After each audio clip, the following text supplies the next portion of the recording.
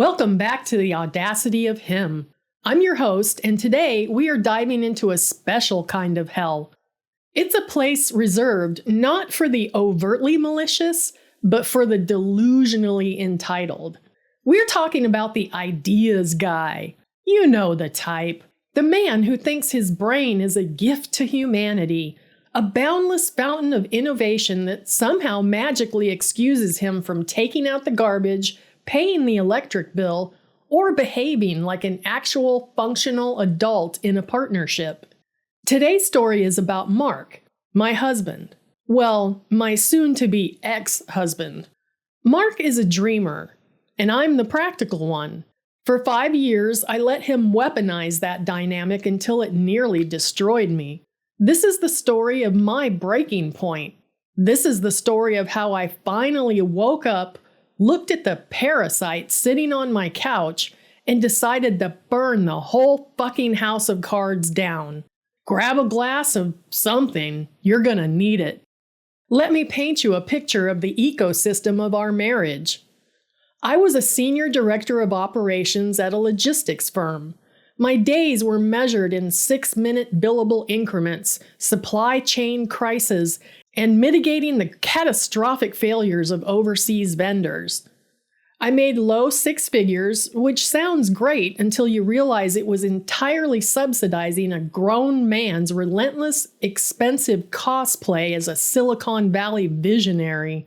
Mark was a serial entrepreneur, which is a very polite, LinkedIn-friendly way of saying he was a chronically unemployed leech who jumped from one half-baked idiotic scheme to another. There was Pupcoin, a cryptocurrency exclusively for buying artisanal dog treats. That cost us $12,000 in development fees before he abandoned it because the coding team, a couple of college freshmen he found on Reddit, stopped returning his Discord messages. There was Zenden, a subscription box service delivering curated rocks and moss to ground busy executives. He spent 3 months sourcing the perfect quartz, completely neglecting the fact that our actual property taxes were due. I paid them because I always paid them. I always handled it. Mark operated on the deeply ingrained misogynistic assumption that his genius required a sterile, stress-free environment to flourish, and that it was my biological imperative to provide it. He genuinely believed that because he was thinking about paradigm shifts and disrupting the marketplace, he couldn't possibly be expected to load a dishwasher. I can't be bogged down by the mundane, Sarah, he'd tell me, sipping a $16 matcha latte I paid for. My brain doesn't work like yours. You're so good at the admin of life. I'm the visionary. You're the anchor. We're a team. The audacity. The sheer, unadulterated, motherfucking audacity. I wasn't his anchor. I was his hostage. For years, I swallowed the resentment. I cleaned up his messes, both literal and financial.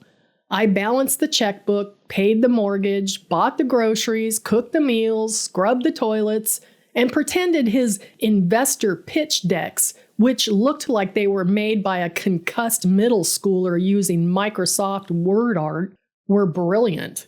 I did it because I loved him. Or at least, I loved the charismatic, passionate guy I met in our 20s before the delusion completely rotted his brain. But every safety net eventually frays if you drop enough dead weight into it. The beginning of the end started 3 weeks before the Albertson account pitch. This wasn't just another project for me. The Albertson account was a multi-million-dollar logistics contract that my firm had been chasing for 2 years. My boss made it abundantly clear. If I landed this, I was making vice president. If I lost it, my department was getting restructured, and my head was the first on the chopping block. The pressure was suffocating. I was working 14-hour days, coming home so exhausted my bones physically ached, only to sit at the dining room table until 2 o'clock a.m. refining slide decks and running data models. I sat Mark down. I looked him dead in his entirely vacant, optimistic eyes. "Mark," I said, my voice trembling with exhaustion, "I am drowning. For the next 3 weeks, I cannot do anything else.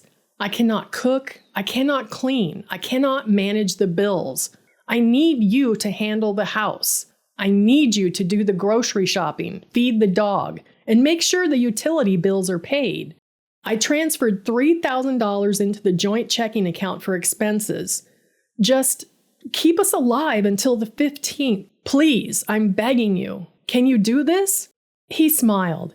It was that condescending, serene smile of a man who has never experienced a real consequence in his life. He reached out and patted my hand. "Babe, of course," he said smoothly. "I've got it. Focus on your little logistics thing.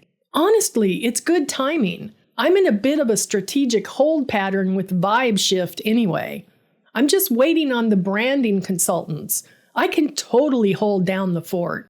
Vibe Shift. His latest absolute fucking nightmare of an idea. It was supposed to be an AI-driven social network for digital nomads to find synchronized remote work environments. It made absolutely zero sense. But he promised. He looked me in the eye and promised. Fast forward to October 13th, the day before the pitch. The previous 2 weeks had been a steady, agonizing descent into squalor. Despite his promise, Mark did absolutely nothing. I survived on granola bars and lukewarm tap water because he never went to the grocery store. The dog was eating boiled rice because Mark forgot to buy kibble. The house smelled like rotting takeout and stale sweat. But I ignored it. I put on my blinders. I told myself, just get through the pitch. Just get to the 15th. Then you can scream at him. At 1:00 p.m. on the 13th, I was sitting in my office running through the final crucial presentation with my team. We were ironing out the final data points, preparing to render a massive 4 gigabyte 3D logistical model that was the centerpiece of the entire pitch. I needed to download it to my local drive that night to present offline in the client's boardroom.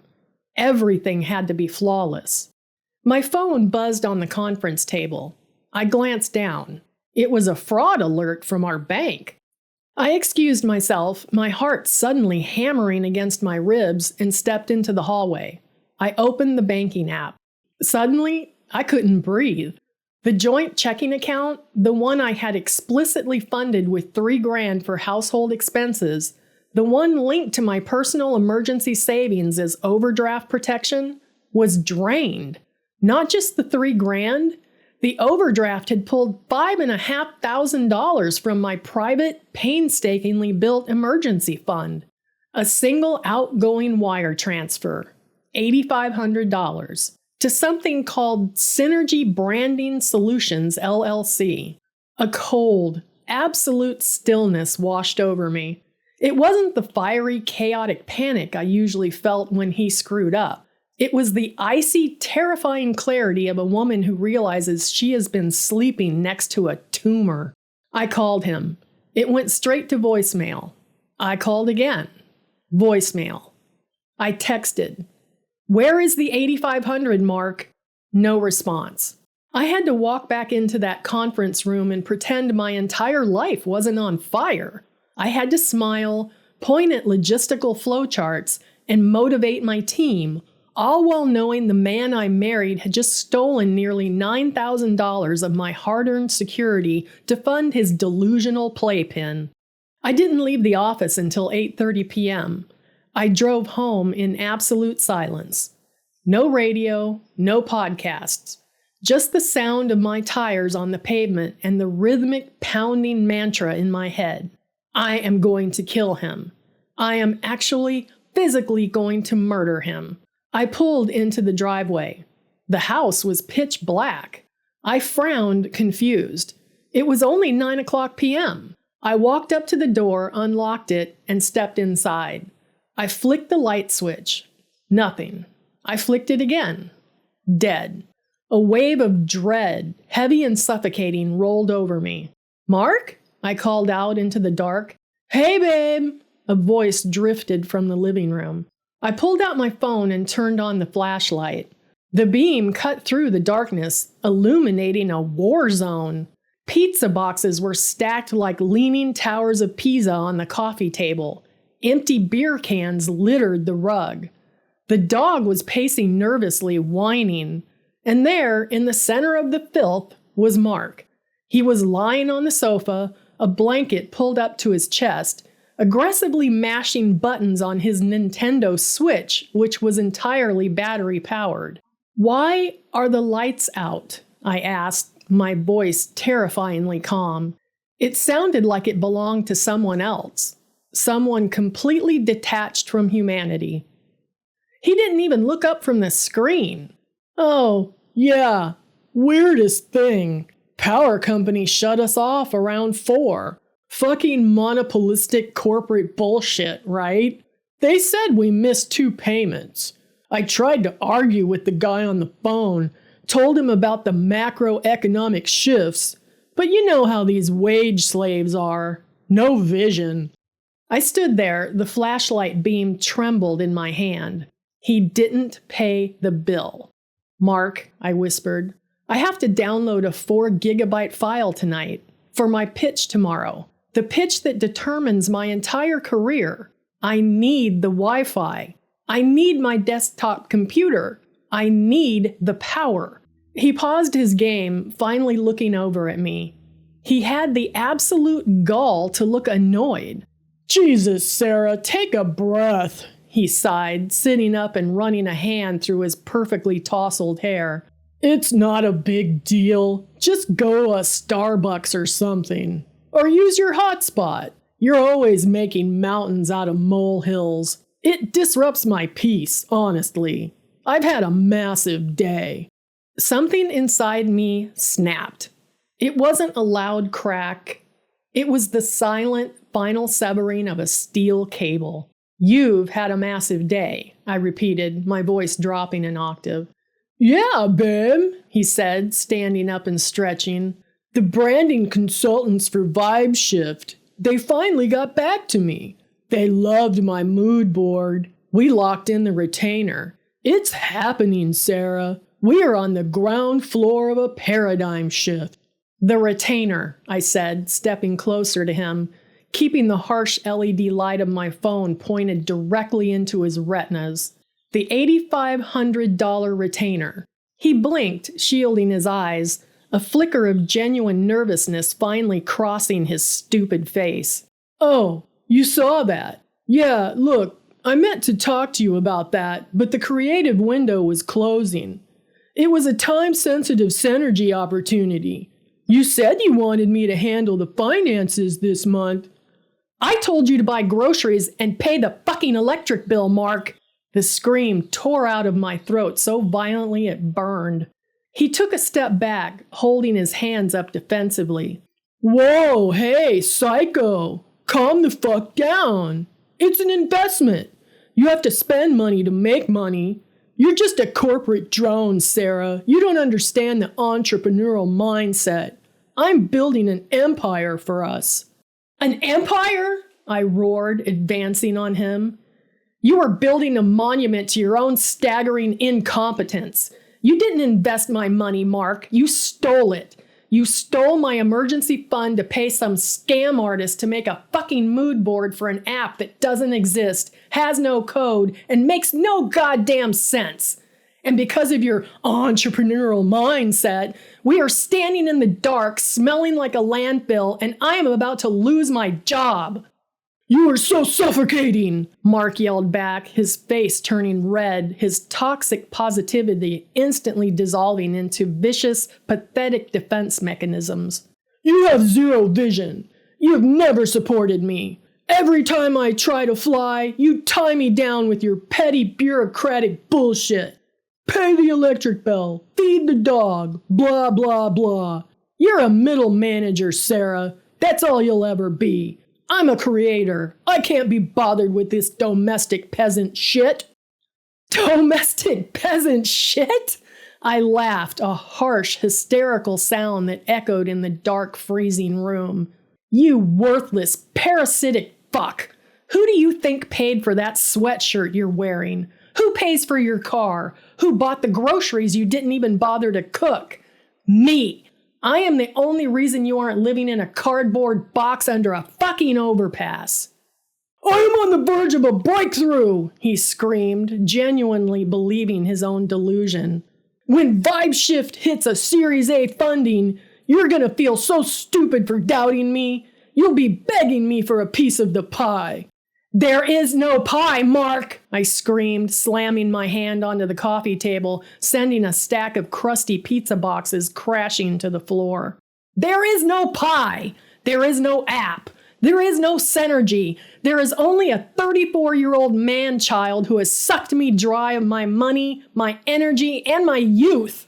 He glared at me, breathing heavily, his chest puffed out in a pathetic display of faux dominance. You know what your problem is, Sarah. You're bitter. You're a bitter, unimaginative woman.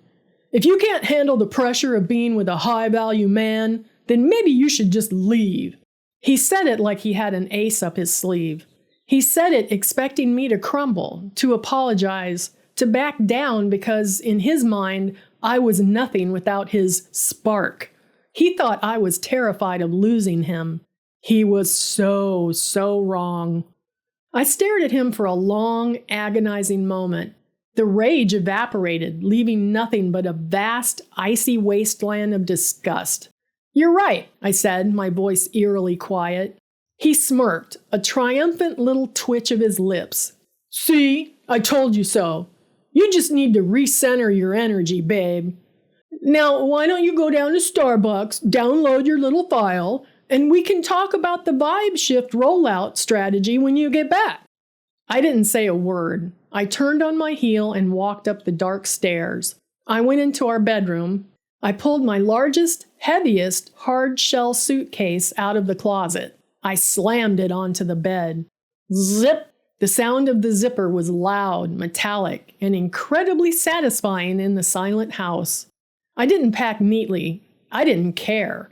I grabbed armfuls of blazers, pants, underwear, and shoved them in. I went into the bathroom, swept my entire skincare routine and makeup into a duffel bag. Downstairs, I heard his footsteps at the bottom of the stairs. Sarah? He called out, his voice suddenly losing its bravado. The reality of the zipper sound was apparently penetrating his thick skull. What are you doing? I ignored him. I grabbed my laptop, my chargers, my passport, and the dog's leash. I walked over to the corner, woke up the dog, hooked the leash to his collar, and picked up his heavy bag of expensive kibble I had bought 3 weeks ago. I hauled the heavy suitcase off the bed. It hit the floor with a massive thud. I dragged it out into the hallway and to the top of the stairs. Mark was standing at the bottom, illuminated by the moonlight filtering through the front window. He looked small. He looked panicked. Babe, wait. What is happening? Are you seriously doing this right now? You have a massive pitch tomorrow. You can't leave. It'll ruin your focus. The audacity. Even now, he was trying to spin my departure as a threat to my productivity, masking his terror of losing his meal ticket. I began dragging the suitcase down the stairs. Thump, thump, thump. Every step was a heavy, rhythmic nail in the coffin of our marriage.